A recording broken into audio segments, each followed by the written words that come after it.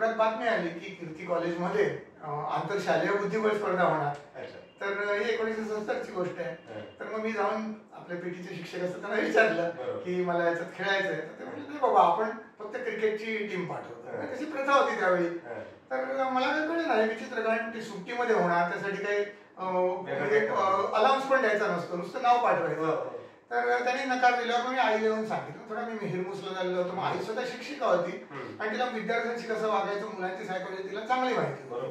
परत तिने संस्कृत पंडिता पण होती, तिने इंग्लिश लिटरेचरमध्ये MA पण केलं होतं. तर व्यासंग आणि हे खूप होतं. तर तिला कल्पना होती ह्युमन स्वभावाची. तर ती जाऊन प्रिन्सिपॉलला भेटली. इकडे जवळच शाळा होती. तर ते शाळा चांगली होती, पण त्याने नाही बाबा आम्ही काय पाठवणार नाही. मग आई असं म्हणले विचित्र आहे, मग तुम्ही कुठलीच गोष्ट नव्याने सुरू करणार नाही का? तर म्हणले नाही, जसं चाललंय तसं आम्ही चालू ठेवणार. मग आईला ते विचित्र वाटलं. ती म्हणली नाही, आपण शाळा बदलूया. आणि मग दादासाहेब रेग्यांना ती भेटली बालभवनला. आणि नंतर दादासाहेब रेग्यांना भेटल्यावर त्यांना सांगितलं की माझा मुलगा 7वी मध्ये त्याला स्कॉलरशिप मिळालेली आहे. तर त्याच्या यावेळी मिड टर्म म्हणजे आम्ही टर्मिनल एक्झाम दिलेली होती आणि दिवाळीची सुट्टी लागायला आली होती. पण दादासाहेब तयार झाले. आम्ही दादाच म्हणायचो त्यांना. आणि माझी परीक्षा घेतली आणि मी आणि सतीशने त्यावेळी ऍडमिशन बालभवन विद्यामंदिरला 1970 मध्ये घेतली.